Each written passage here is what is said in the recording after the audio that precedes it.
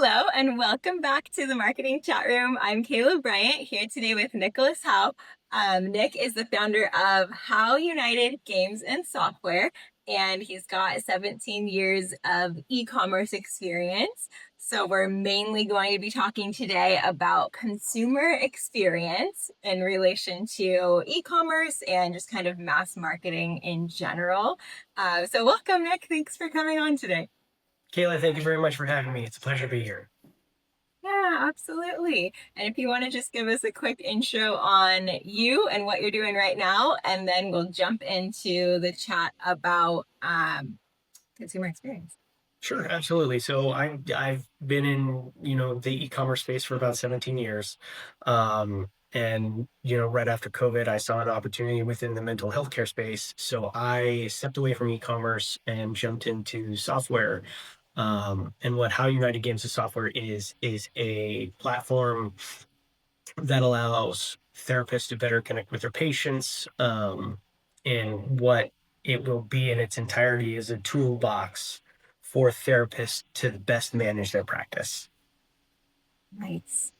Oh, that's awesome. And sounds very valuable in these days. I think everyone probably needs a little bit of that on either end. And so really cool that you can kind of tie in the whole experience piece to therapy and what you're doing in your current role with software.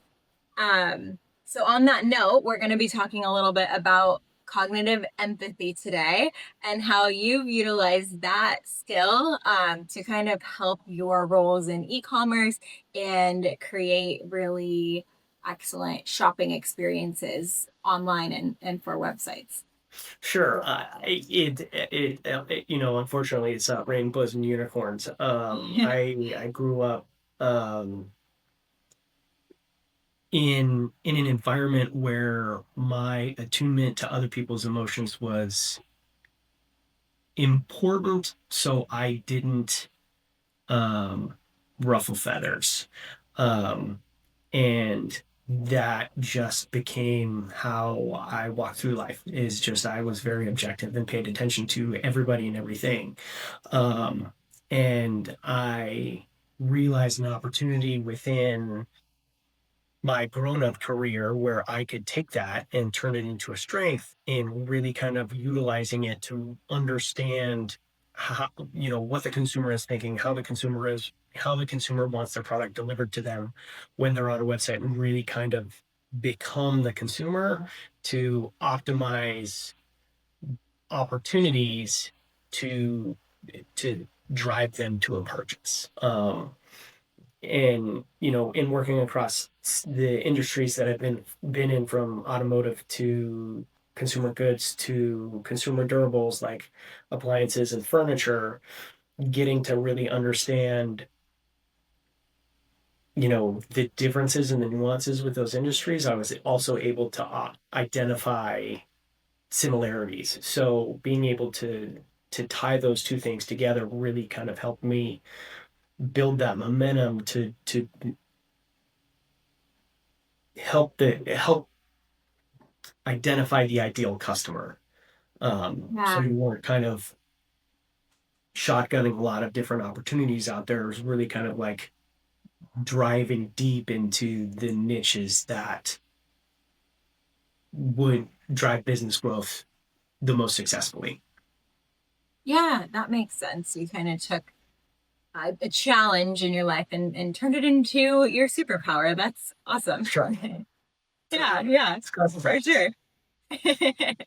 That's really cool. And I think that's really relatable for a lot of people and also a really important practice because I think a lot of us as marketers can spend a lot of time in this dream world, like thinking about fake consumers or fake clients or fake leads, and like avatars that are an idea of a person, but they're not really a person. And sometimes you really just need to put on the shoes of like, who is this consumer? And I know we talk a lot in marketing about like pain points and whatever, which is like kind of a triggering word for me, honestly. It's just like it's overused. And what we really need to do is what you're explaining, like get into more of like the mindset of the consumer and really understand like what is it they're looking for, and how do we make that experience just so easy for them to convert? What have you noticed? Oh, go ahead. No, no, no. Yeah, I was nodding in confirmation of where you were. Okay. I was like, if you have a thought, please. But I was gonna say, what have you noticed like over the years? Has there been a shift or like a big change noticeably in the way that consumers interact online?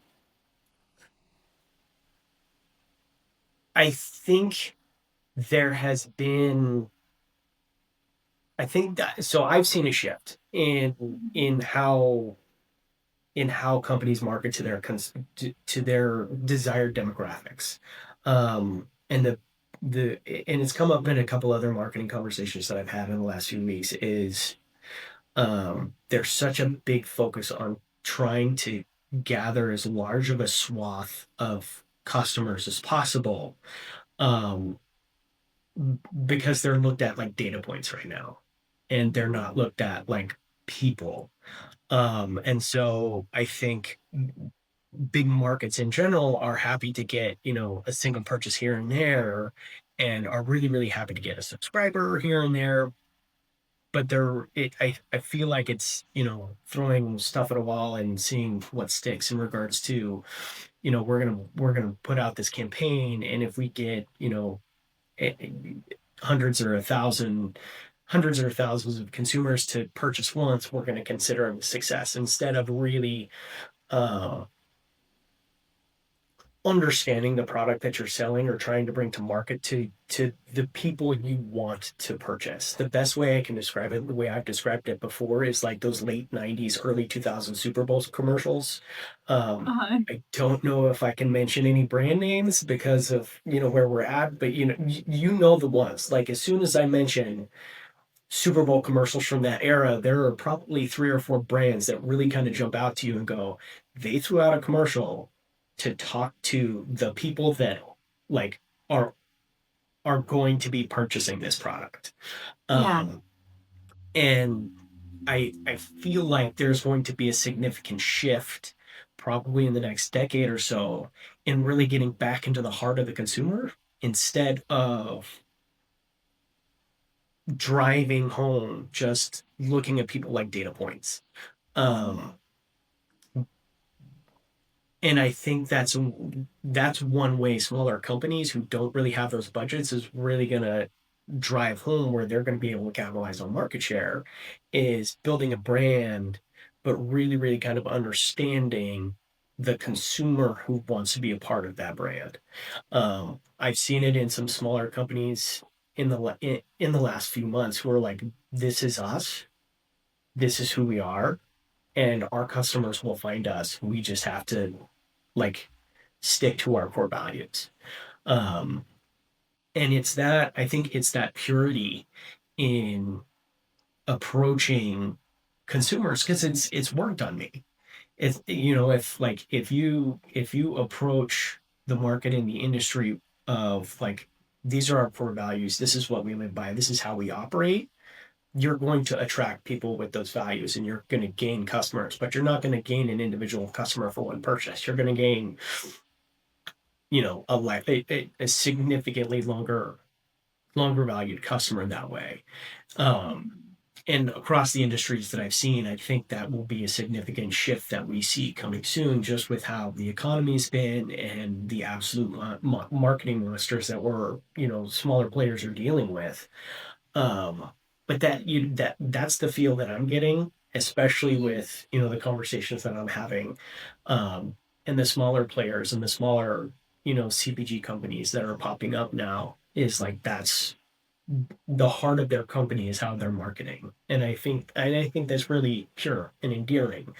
Um, and it's definitely attracted me to those companies when my values have aligned with theirs. Hmm.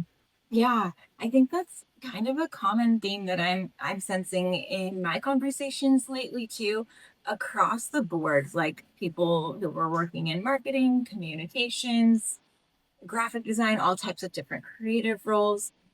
People kind of have this overall sense that things are moving toward or back toward being like more personal and more like personality based and a little bit more niche. And I think it's because possibly because of like the introduction of more AI and just more content and kind of like we were talking about earlier, like mass marketing. There's just so much out there, like there's so much noise that I think it's becoming more important. Like you can't get market share easily. So I think it's becoming more important to really like when you can get some to make a splash with it. Yeah, I completely agree. And, the benefit, because, you're going what right now, big marketers are going wider. They're going wider instead of deeper. And I think it behooves people to go deep because when you really truly make an effort to build that relationship with your consumer, your their word of mouth becomes your most powerful advertiser. Mm-hmm. Like, and I've talked about it with companies that I've just been attracted to and haven't even purchased with yet. It's like, hey, I came across this company and it just comes up in conversation. And, that's the freest form of advertising for anybody. And as you get really, really deep into your consumer market like that, that's going to start happening. And that's a really, really powerful tide for any kind of company that you could throw billion-dollar campaigns on that aren't going to have the same effect. Yeah, absolutely. That like user generated content and kind of like the testimonial feel.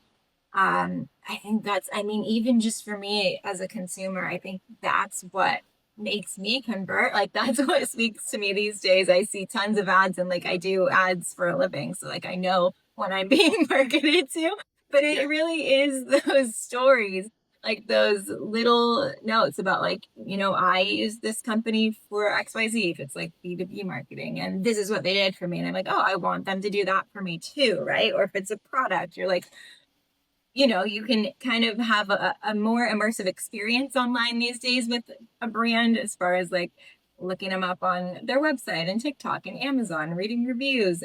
All of that, I think, speaks a lot more volume than just kind of like throwing out a wide net of content. Yeah, I agree. Awesome.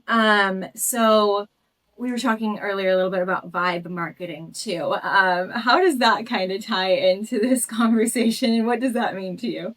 It's similar to it's really kind of what I spoke on earlier is the company really kind of understanding themselves as a whole and using that as an advertising platform. There's a company out there who I happened to stumble across a couple of weeks ago who they did a really really basic inexpensive consumer good that you would use anytime you're outside and but they like their homepage just exudes like that their core value is fun, like this is a fun place, we are fun people, we sell a fun product, but it's just their entire website is laden with that information, and it's that kind of I don't know if it's vibe or maybe it is vibe marketing, maybe it's not, but it's that kind of energy that I feel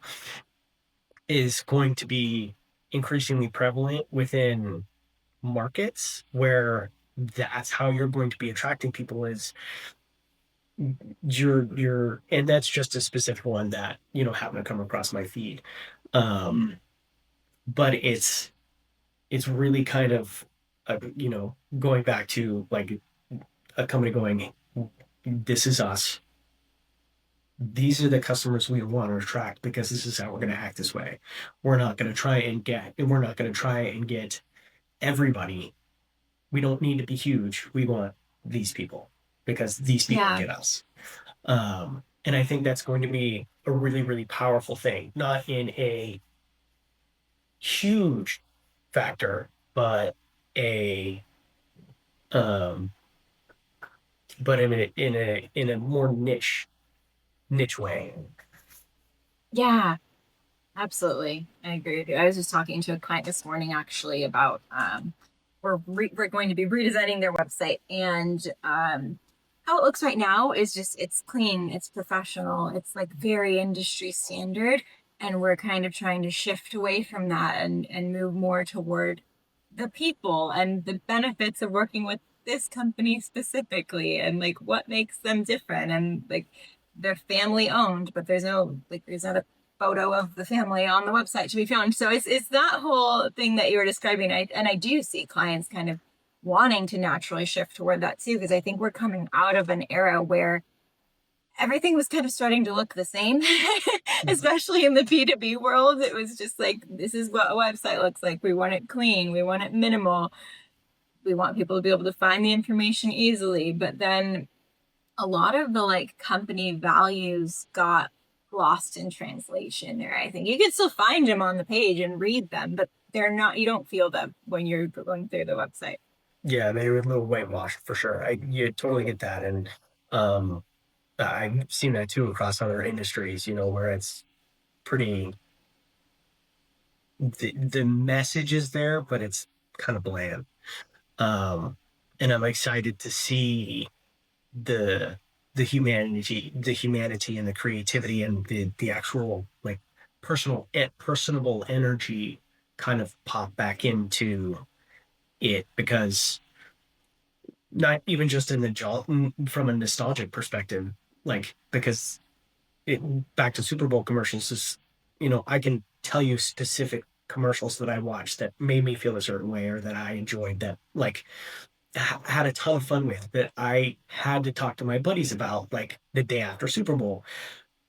But over the last 15 years, I couldn't tell you what Super Bowl commercials I watch. Like, like I don't even know if I can say Super Bowl. So I'm very, very sorry. Um, Oh, you're fine. You can say it. You can say whatever uh, you want on this podcast. uh, but like it, I want, I'm excited to see, after kind of an almost 20-year period of difference, what the upcoming generations are able to do in regards to that creativity. That is something I'm really, really excited about to see unfold over the next 10 years is like, what does what does that mean to them? And how is that gonna what is the market going to look like after that? So I'm particularly excited to see that kind of ripple out and evolve and change. And I think we're in for a very, very kind of exciting time if you're a creative in the marketing space. Mhm. Because I genuinely think it's about to get a lot of fun. Um, to put it as simply as possible. Yeah, I love that. And that's really exciting to me too. Just a couple weeks ago, we were in the office looking at different websites with our creative lead. She was just showing us like examples of like, these are some of my favorite websites because we're talking about doing kind of a refresh of our own website and for quite a few clients as well. And I was like so excited to be looking at all these like fun new websites. Some of them have like really funky colors or like their brand energy just like comes through. Or like there was one where you might know of it. It's like this series of restaurants. It's a restaurant group in San Diego, I think. um and like their websites are all very immersive, like you're basically like at the restaurant, like you're going through all the different restaurants that they have, and That's it's awesome. so fun and so different. Yeah, and I'm really excited to see things moving that direction too, like just more creativity, more personality coming out of brands. Like I'm so tired personally of just like scrolling through boring websites. I'm definitely somebody who gravitates to a very kind of like simple website. I'm just that way, but to come across some ones that like are engaging, um, I just it's refreshing for sure. And yeah, I like when Yeah. I happen across those. Definitely they definitely stand out as outliers and they're memorable with as online as we all are. So it should be Yeah. fun. For sure. So, with your experience in the e-commerce space, what do you think makes a great like customer experience or consumer experience on a website in 2025? it's something you can. Like Okay. I've had a couple conversations with people who who are obsessed with data points and CAC and CRO and Mhm. all of that. And for me, it's how am I going to feel when I get there and when I leave? And you can't, and unfortunately, you can't measure that outside of a testimonial or recurring purchases. And even then, it's not that much of a thing. But for as emotional of a man as I am, like to make me feel a certain way when I'm on your website, whether it's invigorated or intrigued or excited, like that's a powerful motivator. And across my industries that I and the people that I've talked to, I haven't seen a way to really kind of like calculate that out. But Mhm. for me, I think moving forward, if you really kind of hone in on who you are, not necessarily what you are, why you're doing the thing, how you're doing the thing, and with what, um, you're making somebody feel a certain way when you're there. And when you do that, you're building a relationship with the consumer and the brand. And that's your target thing. And unfortunately that's the magic that you need, but you can't, like, it takes a lot of work to get there.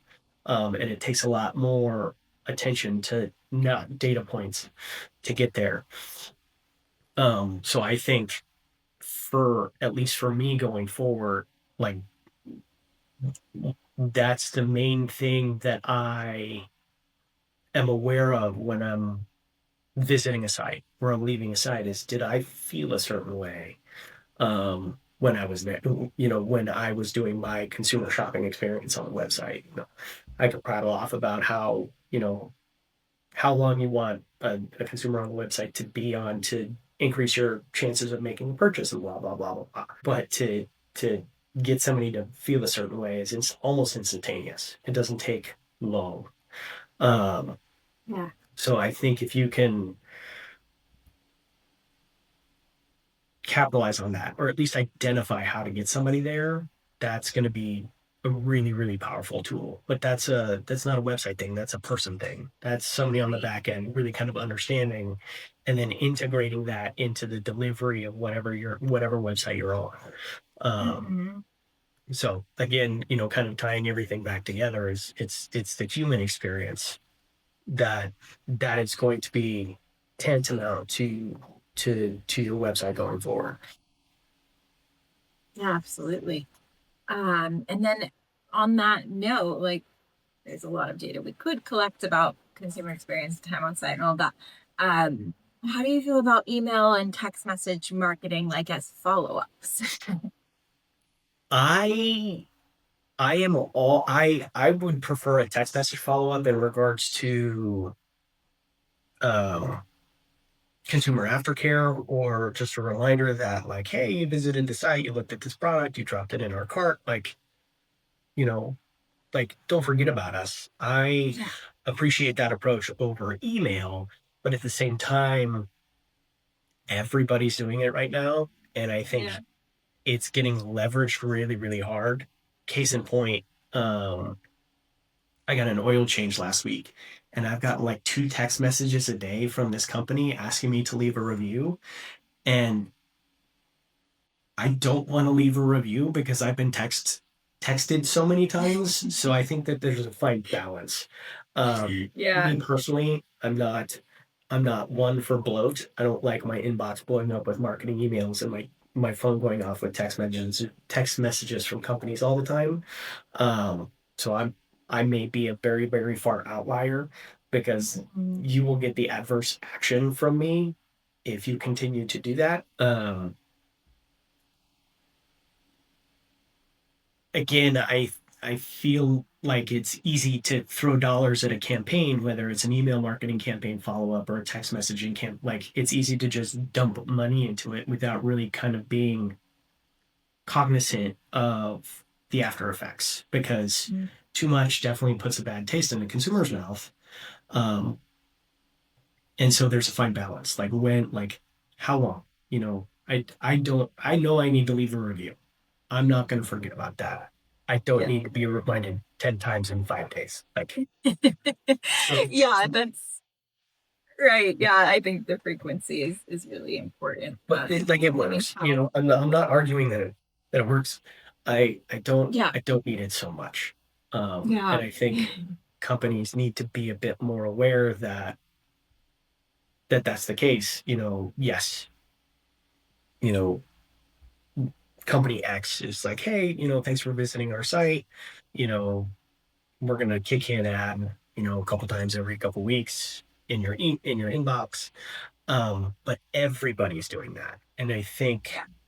there's the companies have blinders on Mhm. that aren't paying attention to that. If everybody's doing it, nobody's paying attention to your ads, you know. Right. And so, but how do you scale back the industry in its whole, you know, to kind of bring that in to get people to pay attention to your emails and your texts again? Hmm. Yeah, totally. I think there's a time and a place for it, but you're right. I mean, how really good or bad could an oil change be? But then if you're getting followed up with multiple times, like then you're gonna Yeah, kind of get front annoyed. runs hasn't blown up. I'm good. Thank you for my oil. Right. That's a funny one. Yeah, and I mean it's for me easier to unsubscribe from a text thread than an email one. So I just am like, stop. Like I don't know, maybe I just have more instant attention on my text messages as well as like my email. I'll check it like once or twice a day, my personal email. Obviously my work one I check more, but yeah, I like the text message. Like it's coming through. I'm seeing it in real time. And I'm like, if I don't want this, I'm putting an end to it immediately. Yeah. Yeah, as long as the unsubscribe option is there pretty quickly, which is what I appreciate with text is like it's text stop to opt out and it's done. Yeah. There have been plenty of times where I've gone to unsubscribe to an email marketing campaign or emails in general, and I'll still continue to get emails, and that's Yeah. frustrating.